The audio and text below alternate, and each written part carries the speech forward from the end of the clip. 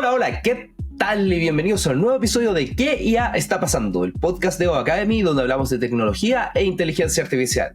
Hoy día me acompañan Rodrigo e Ignacio. ¿Cómo estás, Rodrigo? Todo muy bien aquí, emocionado del temita que vamos a hablar. Y Ignacio, ¿cómo va todo? Todo bien, muchas gracias. También muy emocionado por los temas que vamos a tocar hoy día. Y eso es porque los temas son tendencias para el 2024 con respecto a la inteligencia artificial. Y para comenzar en eso, quisiera preguntarle a Rodrigo. Rodrigo, ¿qué crees tú que será la tendencia que va a marcar este 2024? O sea, yo creo que la tendencia es ser muy optimista porque yo creo que son varias. Yo creo que este año, dado que el 2003 fue la ola de la IA, ¿cierto? Con un montón de avances que no esperaba nadie.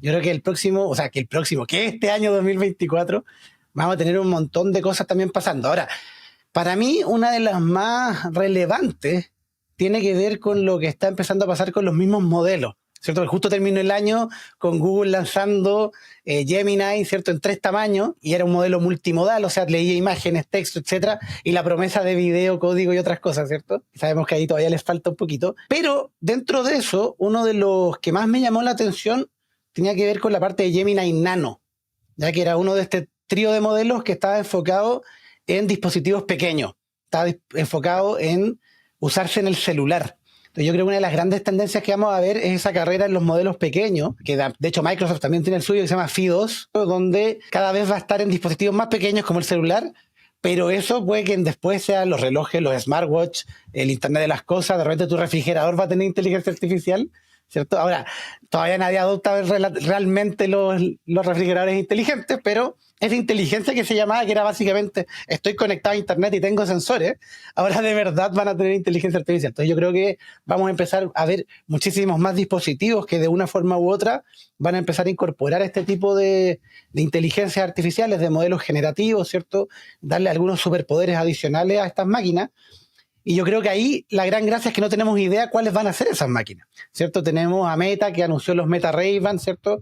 Donde va a estar el asistente y te va a poder dar respuestas respecto a lo que estás viendo.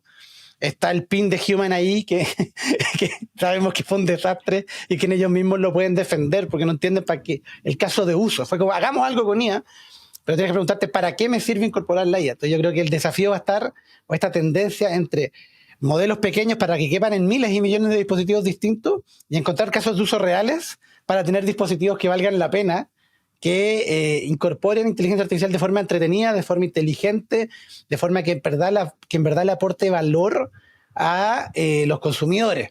Ya, yo creo que, por ejemplo, la apuesta de los lentes de Meta, los lentes de sol o de lectura, ¿cierto? Bastante buena, porque pasapiola es un dispositivo que tú ya ocupas, ¿cierto? O sea, nosotros tres creo que no, pero, o sea, sea así. A ver, pero usted no te estaba viendo.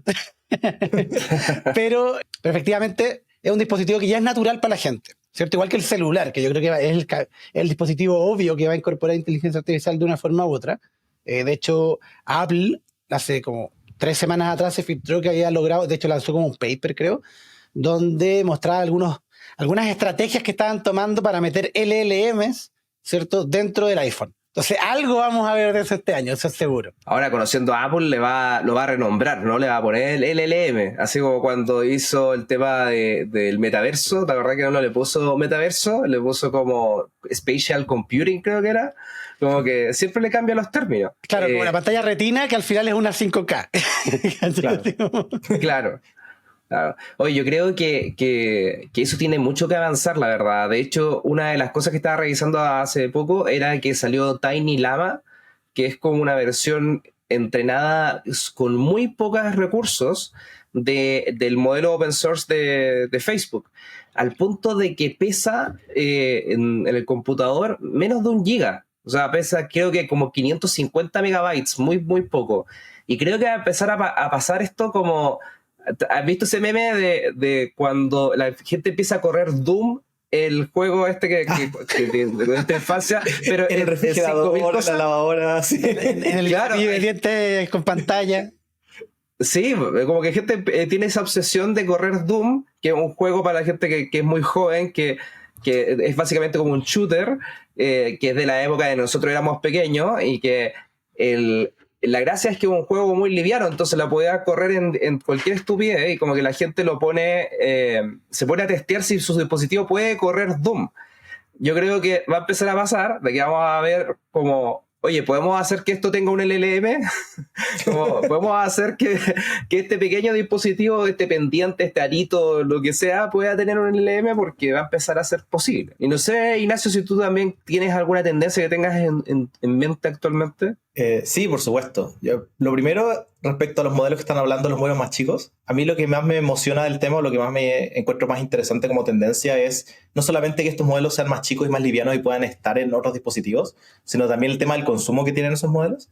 Hemos hablado antes del tema de la cantidad de agua que consumen los modelos, electricidad en estricto rigor, y llevándolo un poco a lo que fueron los NFTs en su minuto, que también era una tecnología que a la gente le encantaba, la tecnología, no el modelo de NFT de venta de imágenes, digamos, pero el modelo de cómo uno validaba las cosas digitalmente y cómo esa tecnología era inviable para usarla en, por ejemplo, juegos, que era lo que querían usarla, ¿cierto? O en temas bancarios, porque el nivel de transacciones es tan grande y el costo energético es tan alto que simplemente no era viable. Entonces, si efectivamente queremos llegar a tener modelos chiquititos en celulares o relojes o cosas, vamos a necesitar que los modelos sean más eficientes, ¿cierto? Respecto a tendencias, a mí la que más me interesa es lo que tiene que ver con video.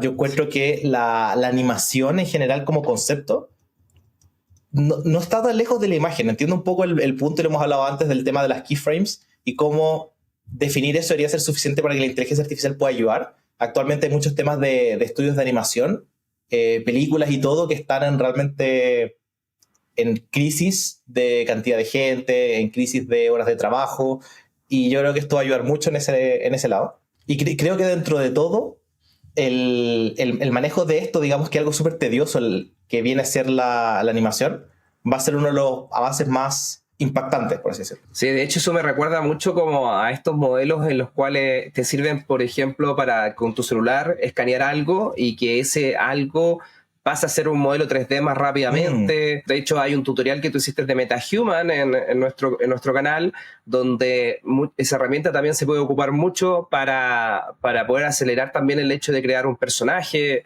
Todo, como que hay mucho potencial para desbloquear en ese proceso para que los estudios que tú decías sean más rápidos, pero también para que más usuarios puedan hacer esto, porque hoy día, por ejemplo, Blender, que es una herramienta que se ocupa para esto, que es gratuita, tiene una curva de aprendizaje muy fuerte. Sí. Entonces es muy difícil de ocupar por un usuario como común y corriente. De hecho, yo soy convencido de que muchas de las tecnologías que ha sacado como código libre Meta tienen relación con eso mismo. Onda, sacaron el Segment Anything Model, ¿cierto? Que toma una imagen, separa los elementos. Y hemos visto cómo otras personas han ocupado eso, por ejemplo, para mejorar el cómo hacían el 3D, ¿cierto? A partir de una fotografía, o para separar el fondo. Una de las primeras aplicaciones que metió Canva, que metió Photoshop, etcétera, es la posibilidad de separar el fondo de un objeto y seleccionarlo de forma mucho más precisa, reconocer elementos en un video, ¿cierto? Para marcar por dónde está desplazándose la gente, ¿cierto? Que se pueden servir para mejorar los sistemas de vigilancia, ¿cierto? En las bodegas, en los negocios. Todos estos modelitos, al final, lo que te permiten también es acelerar la creación de elementos de video gráficos 3D. Yo creo que Meta lo hace con la doble intención de, oye, ahora todos tienen la herramienta para crear para el metaverso, así que ya no hay excusas, ¿cierto? Aunque sabemos que el principal problema es la barrera de entrada, que es las gafas, los MetaQuest, que valen $500, no son tan asequibles. Entonces, efectivamente, yo creo que esto del video y de generar cosas en 3D va a ser un gran desafío, porque, como decía Ignacio al principio, tienes que ser secuencial. O sea, tiene que haber una secuencia entre una escena y la siguiente, o entre un frame y el siguiente, que para la inteligencia artificial este año hemos visto como, por ejemplo, en el caso de Runway, al principio de año, o sea, estoy pegado con el año pasado, el 2023, Runway partió el año con algunos modelos bien interesantes que, por ejemplo, hacían animación a partir de imágenes, como desplazando una hacia la siguiente, pero tú definías cuáles eran, entonces si lo hacíais bien, quedaba perfecto, si no, sería muy raro. Pero cuando sacaron los modelos de generación de video a partir de texto, ahí empezaron los problemas. Porque si bien era súper novel, o sea, una cosa súper bonita de ver y todo, estaba lleno de artefactos y de cosas que te hacían ruido y no te dejaban ver algo bien. Después con Gen 2 mejoró, pero todavía le faltaba, y yo creo que los avances del último mes del año, los que sacaron en noviembre, diciembre, que permiten como animar solo cierta parte, controlar ciertos aspectos, meterte más en el rol de un director, ¿cierto? Con más perillas y cosas que mover, eso ha ayudado a mejorar la consistencia, pero todavía depende mucho de saber ocupar la herramienta, que no es una herramienta fácil de ocupar, y también de tener buenos inputs de imágenes y cosas que se noten bien las diferencias entre los elementos, ¿cierto? Entonces no son tan complejas. Yo creo que el gran desafío es que este año se mantenga. De hecho, a finales del año pasado, ahí lo dije bien, Pika Labs, ¿cierto? Lanza su actualización grande, y yo creo que superaron a Runway en las expectativas y en la calidad del entregable, porque mostraron un modelo, no sé si tuvieron la oportunidad de jugar con él, yo hice solo una prueba, pero que funciona bastante mejor en el sentido de esa consistencia. Creo que el otro es más artístico, creo que Runway es más, como si tuviera que yo ser director de cine y pensar cuál de estas dos herramientas me sirve para el futuro, yo pensaría que es Runway, pero no para el presente. En el presente ocuparía Pika Labs, ¿cierto? Y Pika Labs sí, por ejemplo, para los creadores de contenido, para los artistas visuales, para los dibujantes, los ilustradores, yo creo que es súper útil porque toma muy bien ese estilo para animarlo. Se viene bueno el 2024 para esto, yo creo que es el año donde se consigue la consistencia a nivel de video y también todas estas otras herramientas en paralelo para crear assets para videojuegos, para crear cosas en 3D, para lograr, ¿cierto? Esa combinación que te va a permitir acelerar la creación de grandes producciones. Al final, cuando uno ve el cine, las películas, la parte de video, en general, implican harto tiempo, recursos, ¿cierto?, para procesarlo. Y los juegos de video también. O sea, los juegos de video son una industria que mueve más plata que el cine. Entonces, y tiene premios gigantescos, y es una industria muy grande. Entonces, yo creo que estas dos industrias se van a ver súper potenciadas con lo que está pasando en estos momentos y lo que debiese pasar durante 2024. De hecho, eso me recuerda también que Google sacó Video Poet, que también es muy interesante en ese sentido, y creo que con ese tipo de cosas podría empezar a pasar lo que pasó con Llama, que Llama empezó a habilitar otros usos, como decía ya antes, o el tema del segment que sacó Meta. Creo que herramientas como Video Poet eventualmente pueden empezar a habilitar a otros también a poder ocupar mejor el tema de video, y yo le tengo fea, como que siempre critico a Runway y como que siempre me hacen la broma en el grupo de que siempre soy como el que odia a Runway. No odio a Runway, lo que me pasa es que siento que está muy difícil de usarla hoy día, lo que decía yo ya hace un rato de que hay una curva de aprendizaje muy grande, y creo que este año pueden bajar esa curva de aprendizaje y hacer que sea mucho más natural el uso por parte de los usuarios y que no te tengas que consumir todos los créditos para poder lograr una toma de 4 segundos en la cual te salen las cosas como esperabas. Como que le tengo harta fe a que este año es el que rompe eso. O sea, no odia a Runway, le tiene tanto cariño que quiere verlo lograr su potencial, digamos. Es la frustración de Sebastián. Exactamente. Sí, porque es una herramienta que me hubiera servido tanto para cuando yo estaba trabajando en el mundo corporativo, que siento que como que quiero que funcione bien para poder decirle a todo el mundo como, ocúpenla, por favor. Y aquí se ocupa, y esto es un tutorial que hay que aprender en 10 minutos y no es una cuestión de 9 horas de aprendizaje para que te salga una cosa bien. Como que, sí, es eso, como que quiero que funcione. Y otra cosa que quiero como hablar, volviendo un poco como al tema de los modelos pequeños, pero no en el sentido que lo hablamos antes, sino que creo que van a empezar a pasar cosas como lo que pasó con Mixtral, en cual tenemos modelos grandes, como de varios billones de parámetros, y que van a empezar a ser mucho más eficientes. Como hay dos presiones importantes que yo creo que van a influir en esta tendencia. Una es que hay mucha gente más interesada en esto, pero que los computadores no los tienen para poder correr, entonces necesitan modelos más livianos para poder empezar a ocuparlo. Entonces creo que esa necesidad también va a demandar a que esto más ocurra más, pero también que muchos de estos modelos terminan siendo mucho más eficientes también. O sea, para que se entienda un poco cómo lo que pasa con esto, es que de repente se encuentran arquitecturas técnicas que permiten que sea algo mucho más eficiente. Por ejemplo, la del modelo de Mixtral, que salió a finales del año pasado, es bien interesante porque tiene como una serie de expertos. No es exactamente así, pero como para describirlo a grandes rasgos, es como que tú tuvieras 8 expertos en diferentes temas, uno en cocina, otro en creatividad, filosofía, matemática, etcétera. Y yo cada vez que te pregunto algo, por ejemplo, ¿cuál es pensemos en la mortalidad del cangrejo? Yo voy a decir, eso es una pregunta que tiene que ver con filosofía y con ciencia, entonces usualmente llamo a 2 de los 8 expertos, entonces hay 6 expertos que no se ocupan, es mucho más eficiente en términos de recursos y permite responder una pregunta muy bien. Y creo que esos avances van a permitir que muchos de estos modelos empiecen a tener un entrenamiento mucho más liviano, pero que sean mucho más usables. Como que creo que lo de esto que hizo Mixtral sienta un precedente como para poder empezar a ocuparlo en otros modelos y creo que eso tiene gran potencial.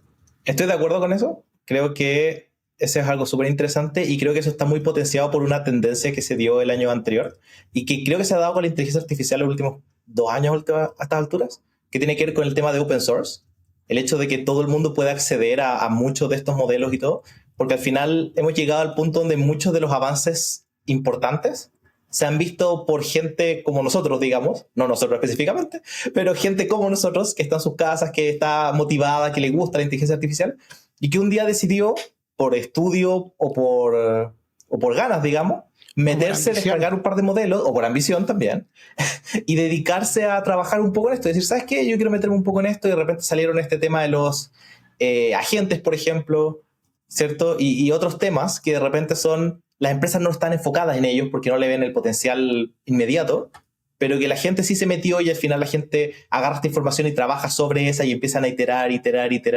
Y yo creo que el hecho de tener, en vez de tener una empresa, digamos, con 10.000 trabajadores, tener a todo el mundo metido en esto, o por lo menos todo el mundo disponible para trabajar en esto, ha generado que el avance sea infinitamente más rápido. Sí, total. Y yo creo que también, no solo eso, sino que está la mezcla entre, oye, un chat GPT, ¿cierto? Un OpenAI que tiene un modelo brutal en GPT-4. Te digo brutal porque en todo el año, ¿cierto? Claro, ellos partieron antes con los modelos GPT-2, 3, ¿cierto? Y todo, pero desde que sacaron 4, ninguna empresa durante el 2023 fue capaz, tengo que decir el año verbalmente, si no se me va a olvidar, durante el 2023, 3 sacaron un modelo tan potente como GPT-4, ¿cierto? Y vemos como Gemini ahí, ¿cierto? Y técnicamente no salió el modelo que le supera. Y técnicamente no le supera tampoco. Claro. Mistral también, ¿cierto? La versión open source también está ahí. La ventaja es que, claro, son empresas muy distintas. Un Google gigantesco que con suerte logra así llegar reguñando al nivel de GPT-4 y un Mistral que eran ingenieros que venían de Meta, que venían de Google, que venían de otros lados, pero que partieron de cero. O sea, ellos levantaron plata, hagamos la cosa. Ahora, de cero, esperemos que haya sido pero con el conocimiento, tenían la idea de cómo lograrlo. Entonces, efectivamente, ellos pudieron desarrollar un modelo súper potente. Y yo creo que el desafío va a estar para el 2024 en cómo, ¿cierto?, logran descifrar esa tecnología detrás, porque tal como decía Seba, ¿cierto?, Mixtral, y esto es lo que hacen es decir, probablemente los de GPT-4 en verdad es un modelo grande que tiene expertos, ¿cierto? Y la forma en que lo han logrado llegar como a ese nivel tiene que ver un poco con eso, ¿cierto? Y gente que está armando con modelos gratuitos, ¿cierto? Open source, empiezan a bajarlo y empiezan a probar sistemas y se dan cuenta que se desenvuelven de forma mucho mejor si tienes modelos especialistas, que en el fondo es al que le consultas en cierto tipo de dudas y si no vas al otro experto, que es lo que hacemos en el mundo real, si ninguna persona es experta en todo, ¿cierto? Nosotros si me duele la guata voy al doctor, ¿cierto? Pero si quiero aprender algo voy a Academy. Entonces efectivamente yo creo que ese es el camino para lograr mayor profundidad. Porque si bien puedes tener un modelo generalista que sabe de todo un poco, etcétera, recién cuando tú eres experto puedes profundizar en el conocimiento que tienes. Entonces ya te requiere eso. Entonces imaginemos que tengo un experto y yo no tengo el conocimiento, entonces yo puedo profundizar con el experto, ¿cierto? Que sería este asistente. Yo creo que es una buena vuelta de tuerca para lograr modelos más efectivos y también más eficientes, porque al final se va a dar menos vueltas en buscar la respuesta o en llegar a lo que quieres llegar, ¿cierto? Porque va a poder ir a el área específica de conocimiento y además le pone, yo creo que otra ventaja que tiene ese enfoque es que le pone menos carga al usuario. Porque actualmente, si yo quiero lograr con ChatGPT un buen resultado, yo tengo que promptear muy bien. Y te voy a decir, te toma un rol de tal cosa, oye, este es el contexto, oye, esta es la base de conocimiento, y tengo que ir y como yo nutrirlo, ¿cierto? Con mayor contexto, con mayor data, para que él pueda decir, entonces es el libro que tengo acá atrás en la librería, ¿cierto? Oye, acá está el conocimiento. Cuando tenía el experto, yo puedo ir decirle directamente, yo quiero hacer esto, y es un experto en marketing, y ya sabe que tiene que enfocarse en ciertas cosas por cómo está creado. Entonces, yo creo que eso también va a ayudar a hacer más accesibles estas tecnologías durante el 2024, para esos usuarios que no saben promptear bien o que no saben que tienen que promptear bien, ¿cierto? Porque el sistema no te lo dice. Así que yo creo que ese también es una de las ventajas, como una de las consecuencias como tangenciales, ¿cierto? De este tipo de desarrollo que están logrando los modelos. Yo creo que el punto en contra que alguien puede hacer en esto, yo lo he leído un par de veces y le encuentro razón, le encuentro como fuerza al argumento, es el siguiente. Es que hoy día muchos de los avances como en la frontera del conocimiento, en el fondo como pasar GPT-4, no estoy hablando de como de hacer modelos pequeños u otras cosas que como que son mejores, son más eficientes, sino que estoy hablando de este que avanza lo que se puede hacer posible. Depende hoy día de un hardware que muy poca gente tiene acceso. O sea, para que se hagan una idea en casa, uno de los modelos como más populares hoy día en un open source es Llama. Y Llama, para el proceso de entrenamiento se tuvo que hacer con muchísimos computadores, tomó muchos días de hacer y costó $2 millones entrenar ese modelo. Y Llama es un modelo chico, comparado con GPT-4, con Gemini, etc. ¿Cuántas empresas tienen acceso a poder quemar millones de dólares en entrenar algo solamente para ver si vas a pasar la frontera del conocimiento y tienes acceso a este nivel de hardware? Entonces, son muy pocas empresas probablemente. O sea, deben ser Google, OpenAI, Amazon. Meta. O sea, como que deben ser contadas con los dedos de la mano la cantidad de recursos, de empresas que tienen acceso a este nivel de recursos en hardware y en dinero para poder levantar esa frontera del conocimiento. Entonces, como que en general hay mucha gente que dice, sí, lo open source en el fondo lo que va a permitir es que haya más aplicaciones de uso, pero no van a empujar esta frontera del conocimiento. Y creo que hay una fuerza en ese argumento, especialmente con lo difícil que está hoy día acceder a las tarjetas de video. Sí, de hecho, por eso que Nvidia se ha ido a las nubes como precio de las acciones, porque hoy día es muy difícil acceder a este hardware. Yo creo que sí en el lado del hardware, pero creo que el tema de open source ayuda mucho por el otro lado, a las evoluciones que no van por el lado del hardware. Yo creo que eventualmente nosotros no podemos seguir con esta tendencia de la misma manera que no pudimos seguir años atrás, hasta que se desarrollaron nuevas estructuras o nuevas arquitecturas de los modelos, ¿cierto? Cuando salieron, por ejemplo, las redes neuronales, fue un gran avance porque en realidad era mucho más eficiente, entonces tenías un hardware que estaba mucho más avanzado que lo que tú tenías desarrollado, entonces podías avanzar más rápido. Entonces, por un lado, sí, el tema hardware es una limitante gigante, pero yo creo que el open source ayuda mucho a decir esto de, oye, ¿sabes que yo desarrollé mi propio mini Llama? ¿Cierto? Y usé de esta manera el tema de Mistral, por ejemplo. Obviamente, el concepto de usar dos expertos, nadie más se le había ocurrido. Lo hicieron, funciona bien, pero ese puede haber sido fácilmente un open source que alguien dijo, oye, ¿sabes que traté de hacer esto y funciona mejor? Tú vas a Twitter, vas a encontrar que esa idea de los expertos ya lleva 6 meses dando vueltas en teóricamente y en modelos pequeños. Este simulador de una oficina que había, o cosas de ese estilo, eran semillas para esto. Yo creo que efectivamente el open source está ahí. Y me pasa que hay dos fuerzas que yo creo que no son opuestas. Una tiene que ver con toda esta corriente de cómo hago que este proceso sea más eficiente, hacer que sea más fácil de correr en máquinas más pequeñas, ¿cierto? Que es un poco la tendencia que con el open source la gente quiere. ¿Por qué? Porque, oye, esta tecnología es poderosa. ¿Cómo la puedo correr en mi casa a un bajo costo o con un computador lo suficientemente bueno, ¿cierto? Pero que no necesite servidores gigantes. Pero por otro lado, están los Nvidia, están los Intel, ¿cierto? Están los mismos OpenAI, que ya anunciaron el tema. Está Google, que están desarrollando hardware nuevo que permita tener chips con la capacidad de manejar mejor los modelos de inteligencia artificial, ¿cierto? Ya veníamos hace varios años con estos chips neuronales, ¿cierto? Que por ejemplo tiene el iPhone, que tiene el iPad y que tienen otros procesadores, o también Intel. Entonces claramente ahora el foco va a estar también desde los fabricantes de hardware en cómo hago mejor hardware para esta nueva aplicación, ¿cierto? Y eso lo que va a permitir es que, claro, vaya a poder armar granjas de servidores gigantes, pero también alguien más pequeño va a poder ocupar uno de esos, ¿cierto?, para poder hacerlo. Entonces, como que tenéis la carrera por los dos lados, que al final del día, si uno ve como las líneas cómo van, son líneas que en algún momento se van a cruzar, porque va a llegar a pasar lo mismo que pasa ahora, una tarjeta gráfica súper poderosa que te va a permitir correr un modelo local. Es bastante bueno porque ahora va a ser más eficiente y todo. Pero por otro lado, va a tener modelos mucho más power, con procesadores mucho más power, y van a convivir ambos. Y eso yo creo que es lo genial, porque van a empezar a aparecer distintos casos de uso. Entonces van a haber modelos que se van a dedicar a ciertas cosas y otros que van a permitirse correr en local, privados, ¿cierto? Que eso para las empresas es súper bueno. O sea, si yo puedo tener un servidor local, privado, con inteligencia artificial, donde no tengo que estar conectado a internet, entonces no hay posibilidad de que mi información se filtre, bueno, excepto que te hackeen. Entonces, efectivamente, vaya a tener algo súper, súper poderoso. Y yo creo que no está tan lejos. Ahora, obviamente, el desarrollo de hardware siempre va iterando. Entonces, yo creo que el hardware se va a demorar un poquito más, ¿cierto? En llegar. O sea, hay ciertos avances, las tarjetas que anunció Google cuando anunció Gemini y pasó colado, ¿cierto? Y al final, si había algo real en esos anuncios, eran esas tarjetas. Un chip de Intel también que salió hace poco. Los chips de Intel. Y la gracia es que Intel, por ejemplo, dijo, oye, ¿sabéis qué? Yo voy a hacer IoT. Yo voy a hacer algunos chips para ocupar en lo que hablábamos antes, ¿cierto? En los refrigeradores, en los wearables, Claro. en distintos dispositivos. Entonces también las distintas empresas que hacen hardware también se van a diversificar. Vamos a tener opciones para todos los gustos. Así que yo creo que eso va a ser muy bueno. Probablemente se va a demorar 1 o 2 años. Los modelos sí o sí van a avanzar más rápido. Va a ser un mundo muy interesante durante 2024 y 2025 en ese ámbito. O sea, yo creo que son, como dices tú, es una sinergia al final.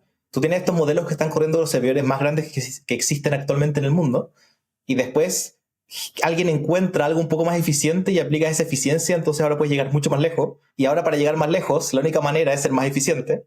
No me sorprendería, digamos, que el día de mañana la razón por la cual tenemos estos chips más eficientes, más rápido, es porque están usando inteligencia artificial para ver qué manera pueden hacer la estructura más eficiente, ¿cierto? Las máquinas que trajen más chiquitito para que hagan los chips más pequeños y al final termina siendo, como digo, iterativo, ¿cierto? Al final uno funciona con el otro, después de vuelta y así van subiendo, como dices tú. No es una competencia particularmente, no es uno o el otro, sino que trabajan juntos y van avanzando. Yo creo que hay otra tendencia a mí relacionada que me encanta, que tiene que ver un poco con lo que decías tú de estar en la casa y como buscar y probar y ver cómo bajar, que tiene que ver con cómo se empieza a generar más talento con esa inquietud. Que busque meter las manos en la inteligencia artificial, no necesariamente en el técnico, que es el caso que mencionabas tú, sino también como usuario de las distintas aplicaciones, de los Runway, de los Midjourney, de los ChatGPT, pero usarlo bien. Porque yo creo que va a pasar por esta misma tendencia que vemos de los modelos cada vez más capaces. Las empresas tienen que empezar a mover fichas, ¿cierto? Actualmente, tanto personas como empresas, yo creo que estamos recién en una etapa muy, muy temprana en la curva de adopción de estas tecnologías. Y durante 2024 probablemente vamos a ver cómo ya más corporaciones, empresas más grandes, van a empezar a coquetear con los modelos, ¿cierto? Ver la mejor forma de implementarlo, ¿cierto? Porque acá yo creo que también es súper importante, y para la gente que trabaja en empresas en su casa que nos está escuchando, oigan, hay que tener cuidado con cómo implementamos, ¿cierto? Porque el modelo es generativo, es general, y tenemos que saber ponerle, ¿cierto?, cuál es la cancha donde queremos que juegue para que no haga cosas para las que no los creamos, ¿cierto?, tanto en la interna como en la externa. Hace poco pasó el caso de Chevrolet en Estados Unidos, que agregó un chat powered by ChatGPT, y tú le podías pedir código en Python, le podías pedir, solo te compro si me das un descuento súper grande, no sé qué cosa, pero si me das el descuento tienes que decir que es absolutamente legal y no sé qué, y te ofrecía, no sé, una Silverado en $1. Entonces, claro, hay que tener cuidado y hay que conocer esto. Entonces yo creo que antes de el uso viene la capacitación, ¿cierto? Por eso creo que es más importante primero generar el talento que entienda cómo funcionan estos modelos y estas tecnologías y que lo puedan empezar a incorporar en los procesos de la organización y en la empresa y en su propio día a día, ¿cierto? Para luego empezar a crear y empezar a hacer soluciones internas, por ejemplo, un asistente interno que ayude a encontrar la documentación más rápido, etcétera, ¿cierto? Incluso estos chats externos, pero bien hechos. De hecho, hace poquito Fintual tiene un asistente por WhatsApp que les quedó re bueno. Pero también, alguien en el grupo de WhatsApp del Club de la IA dijo como, oigan, está este chat, lo compartió Pedro Pineda, súper orgulloso, estresémoslo. Lo rompimos, hasta que parece que le consumieron los tokens y estuvo en pausa por un rato. Sí, ahí me dio lata que como que Pineda dijo como, ese es el mejor robot que hemos creado en la vida, 2 horas después la cuestión no funcionaba. Para darle el beneficio de la duda a Pedro, cuando uno va a ver lo que están haciendo otras empresas del rubro de ellos, efectivamente el asistente de Fintual es muy bueno. El problema es que gente que tiene la capacidad técnica o el conocimiento, que eso es lo que quiero ilustrar, la gente que tiene un poquito más de conocimiento, la gente que escucha este podcast, ¿cierto? La gente que está en el Club de la IA, que estamos todos los días compartiéndonos noticias y manteniéndonos actualizados. Claro, nosotros ya sabemos más o menos qué perillas tocar para probar si la cuestión está bien hecha o no en términos de las salvaguardas o de estas paredes que hay que ponerle para evitarlo. Entonces se rompió súper rápido. Entonces, claro, funciona bien, pero cuando llega alguien con un poquito más técnico es capaz de hackearlo, por decirlo de alguna manera. Entonces, efectivamente, eso significa que las empresas tienen que empezar a tener ciertos expertos de IA adentro, o usuarios avanzados, ¿cierto? Sí. Y acá yo quiero hacer un shameless plug. Nosotros tenemos nuestro curso de inteligencia artificial para los negocios que parte ahora. ¿Cuándo se va? Parte la segunda quincena, ¿cierto? 16 de enero por ahí. Va a ser martes, jueves, 2 semanas, una clase intensa de IA aplicada para los negocios. Ya vamos a tener ahí a Seba, a Jonathan, que no está hoy día con nosotros, y a mí como profesores del curso. Es un curso que hemos hecho ya de forma in company para grandes empresas a las que no podemos revelar, pero son buenas empresas. Ya lo tenemos bien testeado y lo estamos poniendo a disposición de el que quiera. El link va a estar en la descripción para que puedan ver todos los detalles. Así que todavía están a tiempo de inscribirse. Pero fuera de nuestro curso, también existen otras formas de aprender y de ir testeando. Y la primera yo creo que tiene que ver con meter las manos. Jugar con ChatGPT, perderle el miedo a estas tecnologías, ver videos de YouTube, ¿cierto? Nosotros en nuestro canal tenemos llenos de tutoriales para hacer distintas cosas. Pregúntense cuál es la tarea repetitiva o el proceso que me gustaría mejorar o automatizar, y a partir de ahí empiecen a explorar las herramientas que hoy, herramientas de inteligencia artificial, hay infinitas. Todos los días uno levanta una piedra, 5 herramientas nuevas, ¿cierto?, para hacer distintas cosas.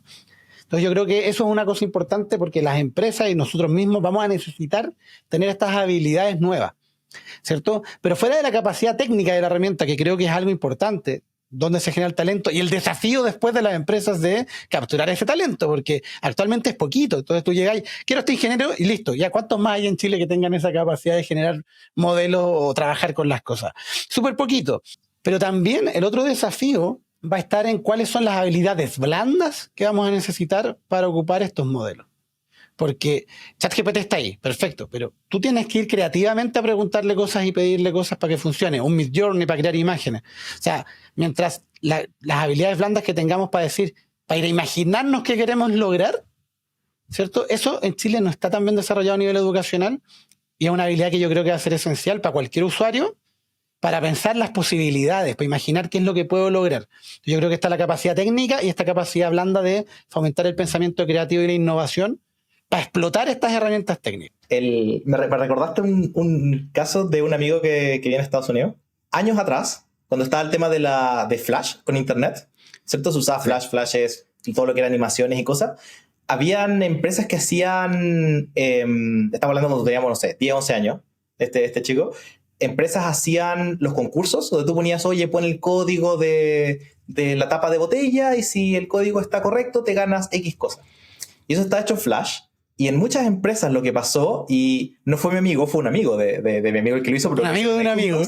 El amigo de un amigo, y lo voy a revelar por temas legales, pero como él tenía conocimiento de Flash, porque está disponible al final, obviamente uno puede entrar a Internet y aprender lo que uno quiera. Incluso en la época temprana de Internet, se podía meter y podía revisar la parte del código y aparecían todos los códigos que se consideran como ganadores en una lista. Porque la persona que lo implementó claramente no tenía claro lo que se podía hacer y las restricciones que tenía que tener para evitar eso. Entonces lo que yo iba a hacer era descargar esta lista y después pueden ingresar esos códigos y quedarse con el premio. De nuevo, estamos hablando, esto viene pasando 25 años atrás.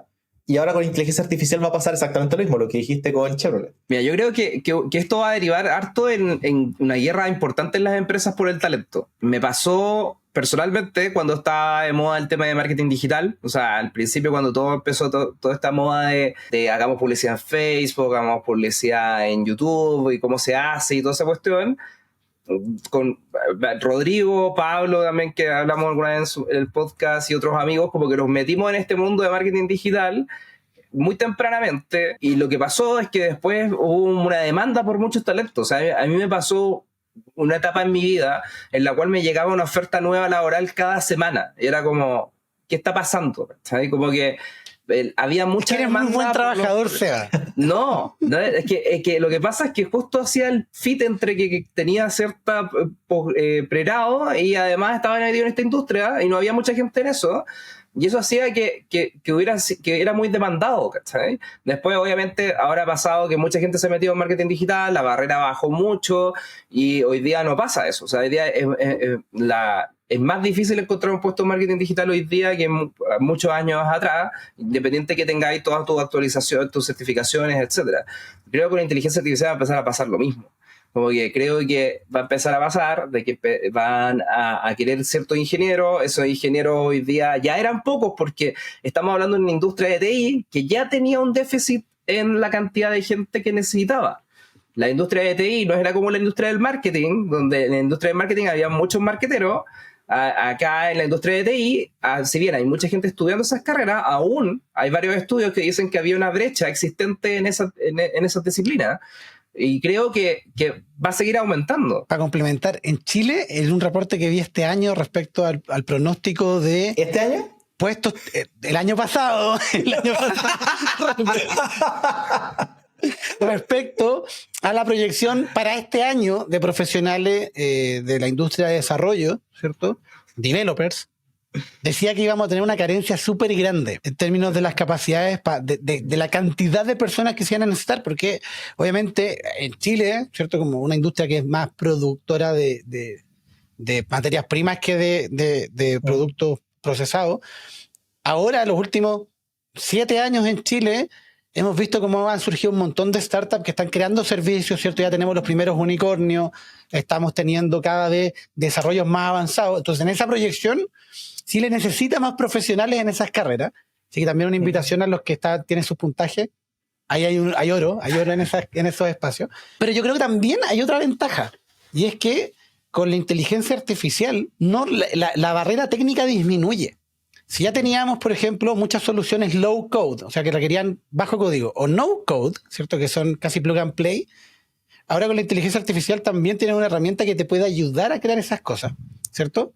Obviamente tienes que aprender lo técnico, pero va a ser la barrera de entrada ya no es como que tengo que aprender 1000 idiomas para entender la cuestión y todo, sino que aprendo un poquito y la inteligencia artificial me puede acelerar ese aprendizaje. Hay uno de los casos que más me gusta, es el caso de nuestros amigos de CodeGPT, ¿cierto? Que tienen esta extensión para VS Code, Visual Studio, y que tú le puedes preguntar, oye, ¿qué hace este código? Y ocupando ChatGPT u otro modelo te dice, mira, este código lo que está haciendo es modificar el botón tanto que tiene tal cosa, y si quieres cambiar el color tienes que cambiar este campo. Tener a alguien que te conteste esas dudas cuando estás viendo código es espectacular. Sí. Entonces yo creo que y ese es uno de los tantos ejemplos, el Copilot de GitHub, y podríamos seguir, ¿cierto? Eso va a hacer también que en el corto o mediano plazo estos profesionales no sean necesariamente desarrolladores, sino simplemente gente entusiasta que se meta y que esté dispuesta a dar ese aprendizaje. O sea, en verdad, la demanda va a ser súper alta, pero también la oportunidad para el que está escuchando en este momento y que le gustan estos temas también es súper alta, porque tú puedes, si te metes las manos desde hoy, puedes ser uno de esos profesionales, porque no te van a pedir tener la carrera, te van a pedir saber ocupar los modelos, te van a pedir saber entender cómo desarrollar estas cosas. Y para eso lo puedes aprender, ¿cierto? Por el lado, siendo la carrera que hayas estudiado, dedicándole tiempo todos los días a trastear, a meter al código. Ahí mismo Seba ha lanzado un montón de tutoriales en nuestro canal, ¿cierto? Vamos a dejar la lista en la descripción, donde está cómo empezar con Google Colab a programar con Python. Ahora hizo uno donde lo conectaba con Gemini, este modelo que criticamos tanto, pero que es súper bueno, igual si está al nivel de GPT, ¿cierto? Y no es difícil. O sea, tú puedes llegar, meterte al tutorial, ver cómo está y ya empezar a jugar con eso. Entonces, la invitación es que, claro, la demanda va a ser gigante, pero tú puedes ser una de esas personas que llene una de esas vacantes y subirte a la ola a tiempo, como lo hizo Seba, como lo hice yo cuando empezó la ola del marketing digital. Sí, el video es corto en todo caso, son como 15 minutos, 13 minutos. Pero es que puro oro, tutorial de 2 horas. Sí, así que efectivamente es muy fácil. Y yo creo que lo otro interesante del tema del talento es que en algún momento, obviamente, en Chile sobraba, por así decirlo, y después empezó la pandemia, empezó el trabajo remoto, y muchos amigos míos chilenos se pusieron a trabajar en empresas extranjeras. Se empezó a expandir esto. Y después salió el tema de la inteligencia artificial, que empezó a aumentar la demanda, pero básicamente ahora uno puede trabajar mucho más fácil, pero yo creo que ahí va un poco la razón por la cual tuvimos como todo este sub y baja, digamos, de exceso de talento, falta de talento en países y todo.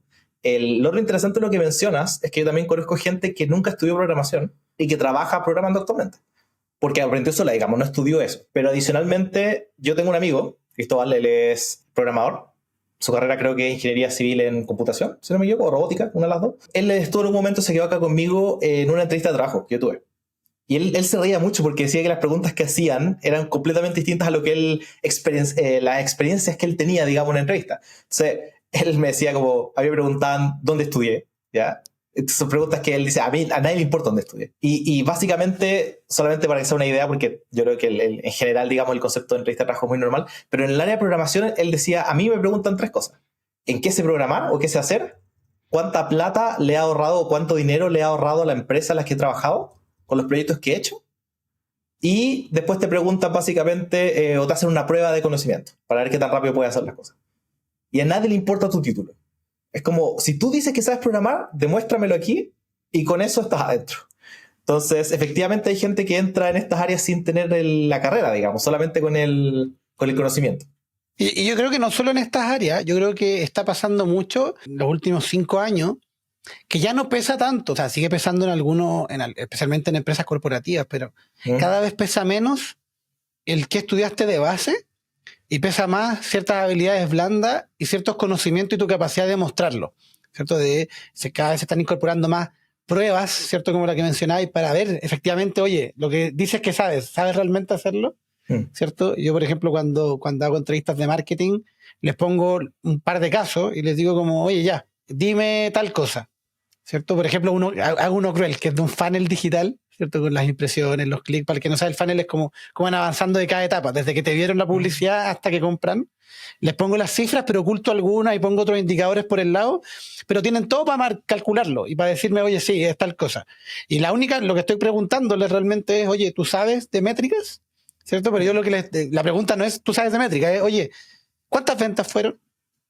¿Cierto? Entonces tienen que jugar y trastear. Entonces yo creo que cada vez más se empiezan a hacer estas cosas porque lo que importa es que la persona realmente sabe. Y por lo mismo, también cada vez más la gente está cambiando la forma en que aprende. Y empieza a aprender a través de cursos cortos, en Platzi, en otras plataformas, o mediante YouTube. YouTube está lleno de tutoriales, de gente que pone el contenido que uno podría pagar millones de pesos y millones de dólares por él, porque es demasiado bueno y que está disponible gratis ahí en un canal de YouTube, ¿cierto? Y que mucha gente ni siquiera le pone en los comentarios gracias por este contenido. Háganlo, si les gusta el contenido, pónganle gracias. La gente le dedicó tiempo y se lo está dando se lo está dando gratis, ¿cierto? Entonces, yo creo que cada vez más vamos a ir hacia allá. Ahora, todavía es un camino largo, ¿cierto? Porque las empresas tienen que adaptarse en esas contrataciones. Probablemente en una startup o una empresa más pequeña vamos a centrarnos mucho más rápido en el sabes hacer que en el de dónde viene, porque también está la diferencia de sueldo, pero las empresas grandes cada vez más están empezando a hacer esto, están empezando a contratar gente de repente para proyectos específicos, ¿cierto? Para buscar esa aceleración que actualmente por la estructura organizacional no pueden. Entonces yo creo que también eso va a traer un desafío para tener empresas que efectivamente sean más flexibles, porque además las herramientas van a cambiar súper rápido. O sea, lo que va a empezar a pasar ahora es que vamos a estar probando distintas herramientas rápidamente y vamos a necesitar talento móvil, ¿cierto? Me gusta decir talento móvil, hay otra gente que habla del talento fluido, pero que básicamente es gente que va a tener que tener la capacidad de adaptarse de una herramienta a otra, de un sistema a otro, porque el con qué haces y el qué haces no tiene tanto que ver con el cómo, ¿cierto? Y esa es la capacidad que hay que generar, y por eso quiero rescatar el punto que mencioné antes de las habilidades blandas. Para mí, el gran diferencial acá va a ser la capacidad de aprendizaje que tengan las personas, ¿cierto? Porque van a tener la capacidad de adaptarse y la capacidad de que nos cuestionemos realmente el cómo hacemos las cosas, ¿cierto? Siempre estuvo la promesa de las metodologías ágiles, la promesa del design thinking, la promesa del desarrollo. Yo creo que eso sí, puede ser, pero lo que más importa es tener el talento que realmente tome estas cosas, ¿cierto? Y tenga el pensamiento creativo para convertirlas en realidad y para desafiar el status quo de la empresa. Porque eso van a necesitar la empresa ahora. Esta ola que llegó, ¿cierto? O que vemos todos que viene llegando y que decimos, está ahí la cresta de la ola. Claro, pero todavía son 6% de las personas o 10% de las empresas a nivel mundial que están metidos, que ya como que van con las tablas de surf hacia la ola. Y las grandes corporaciones y grandes empresas y también grandes startups que están más dormidas, están tomando solcito en la playa y les va a llegar la ola de encima, ¿cierto? Así que mi invitación para cerrar el punto es, metan las manos, prueben, estudien, revisen, Para que cuando la ola llegue, ustedes al menos estén, ¿cierto? Con el snorkel puesto para que no se ahoguen. ¿Has visto ese meme en cual hay un tipo como esperando la ola y de repente llega la ola y lo lleva así y el tipo está como... ¿Está acostado ese tú y se lo lleva así? Sí, sí. Bueno, y con todo lo que hemos visto hoy día, yo creo que hay más que suficiente como para poder tener este pensamiento de qué es lo que se viene para el 2024. Espero que, como dijo Rodrigo, se animen a poder también a ustedes prepararse para lo que viene en este año. Y si necesitan de eso y más, pueden encontrarlo en evoacademy.cl o también siguiendo escuchando los otros capítulos de este podcast. Quisiera agradecerles a Rodrigo y a Ignacio por la participación en el podcast del día de hoy. Invitarlos a todos ustedes a que nos sigan en YouTube, que nos den deditos arriba, se suscriban, o si están escuchando este podcast en Spotify, se lo manden a sus amigos y nos den 5 estrellitas en la aplicación, porque eso nos ayuda mucho a seguir creciendo. Muchas gracias por escuchar otro capítulo de ¿Qué ya está pasando? Y nos vemos en el próximo video. Hasta la próxima.